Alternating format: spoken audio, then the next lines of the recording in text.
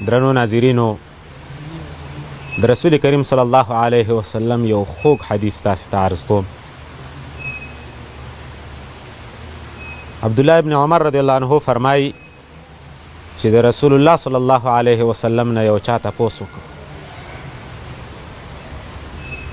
چې ای الناس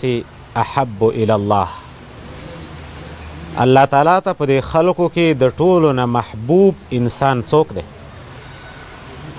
و ای الاعمال احب الی الله، په اعمالو کې کم عمل الله ته ډیر محبوب دی؟ رسول الله صلی الله علیه وسلم وفرمایل په ټولو انسانانو کې محبوب انسان او په ټولو اعمالو کې محبوب ترین عمل الله ته احب الناس الى الله تعالی انفعهم للناس. په خلکو کې هغه کس الله ته ډیر محبوب دی چې هغه خلکو ته فایده ورسوي، چې خلکو ته ډیره فایده رسونکی الله ته هغه ډیر محبوب دی. واحب الاعمال الى الله تعالی سرور تدخله على مسلم، په عملونو کې بهترین او محبوب عمل الله تعالی ته هغه عمل دی چې ته د یو څه په وجه باندې د یو مسلمان زړه ته خوشحالي راوړې، د یو مسلمان زړه ته خوشحالي ورننه باسي،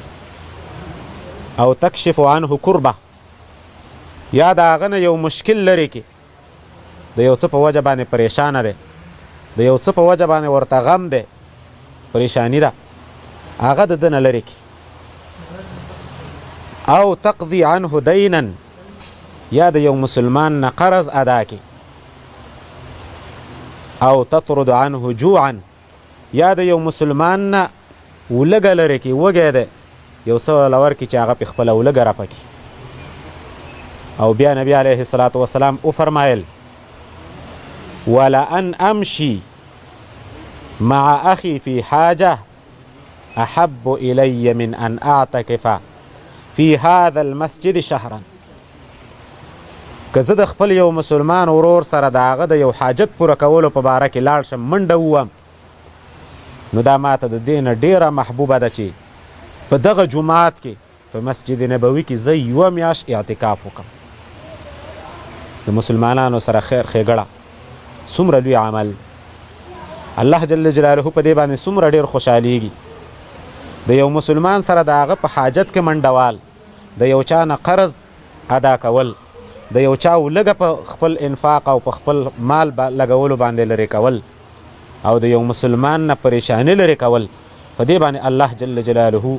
د مسلمان نه ډېر زیات خوشحالیږي، او په دې باندې انسان د الله په نسبت باندې په دې ټولو انسانانو کې محبوب او غوره انسان ګرځي.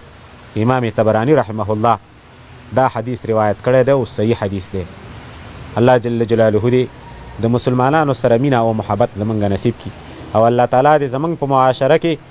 د یو بل سره ورورګلوي، د یو بل سره مینه محبت، د یو بل سره تعاون او همدردي، دغه اخلاق دې الله زمونږ په معاشره کې رواج کړي.